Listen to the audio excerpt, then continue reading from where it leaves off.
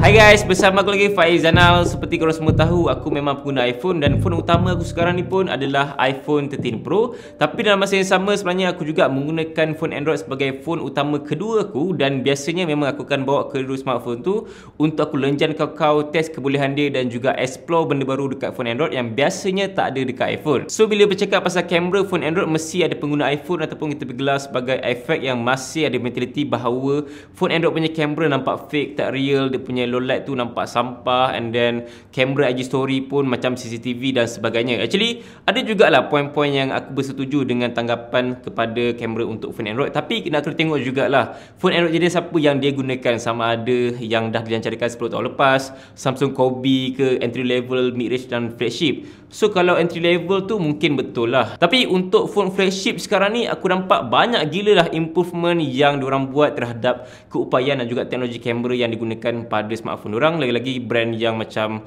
kita tahu sekarang ni, Oppo, Vivo, OnePlus, apa lagi korang boleh mention, banyak jenama yang dah improve banyak gila in terms of kebolehan dan juga keupayaan kamera dia. Dan paling terbaru sekarang ni adalah Oppo, iaitu Find X5 Pro yang menggunakan teknologi chip buatan diorang sendiri untuk bahagian kamera dia yang digelar sebagai Mari Silicon X chip. So kebolehan dia memang sangat-sangat luar biasa. Even Oppo pun bekerjasama dengan jenama kamera paling popular di dunia sekarang ni, iaitu Hasselblad. Fun fact, Hasselblad juga adalah salah satu jenama kamera yang pernah sampai ke bulan masa Neil Armstrong bawa untuk ambil gambar dekat bulan. Yes, itulah dia jenama Hasselblad. Dan harga kamera Hasselblad pun bukannya mampu milik lah, memang mahal gila, berpuluh-puluh ribu harga dia. So Hasselblad bukannya jenama yang baru lagi dalam arena kamera digital sekarang ni.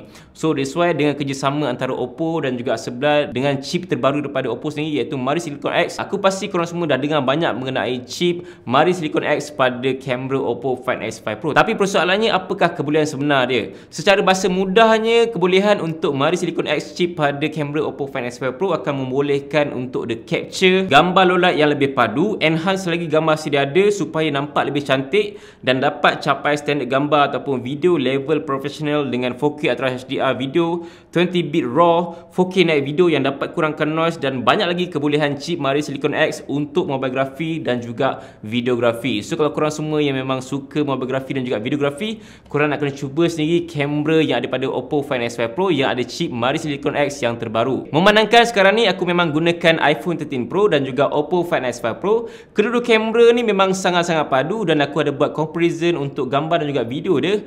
Korang boleh tengok sendiri, hasilnya memang sangat-sangat mengejutkan. Let's go.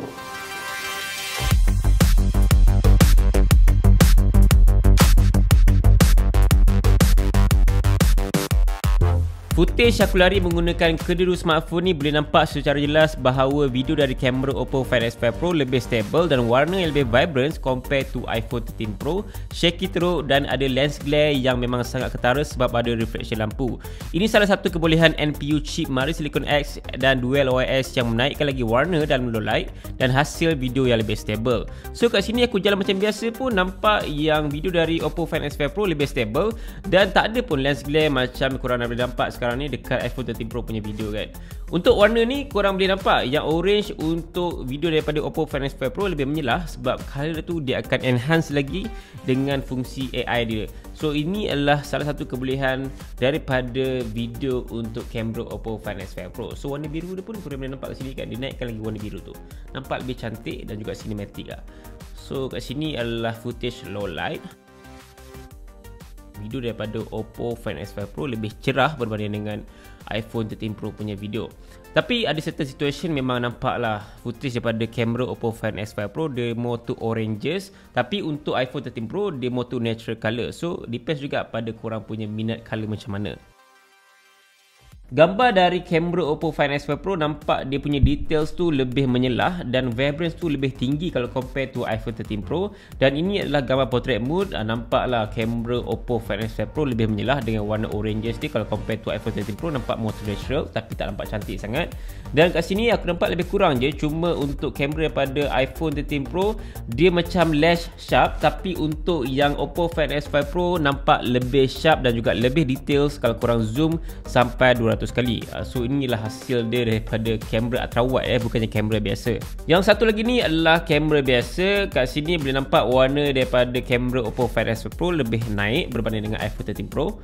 Dan untuk gambar yang betul-betul gelap, memang korang boleh nampak secara jelas kalau aku zoom, kamera daripada iPhone 13 Pro nampak macam lukisan dah. Memang tak nampak sangat muka. Tapi kamera untuk Oppo Find S5 Pro still boleh nampak muka dan juga spek mata dia semua. Cuma dia punya warna dia tu memang nampak lah noise tu memandangkan low light ni betul-betul gelap. Dia bukannya ada cahaya, memang betul-betul gelap guys. Konklusinya dalam perbandingan antara kedua-dua kamera ni, korang boleh nampak secara jelas bahawa kamera untuk Oppo Find S5 Pro lebih menghasilkan gambar yang lebih berkualiti, details yang lebih baik dan video yang nampak lebih jelas lagi-lagi dalam low light. Tapi tak bermaksud yang kamera untuk iPhone 13 Pro ni teruk sangat pun.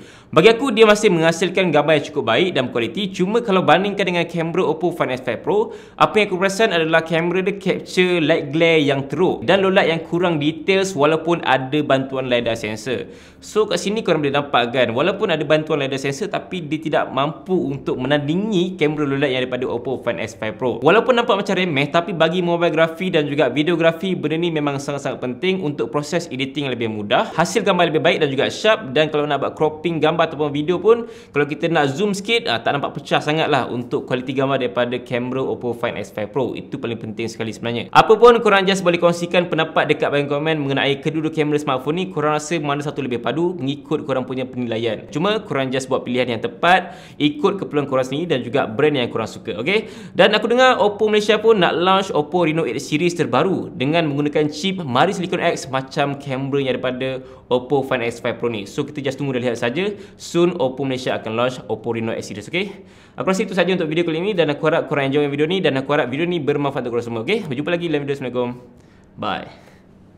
Kau rasa macam mana dengan studio baru aku? Okay tak?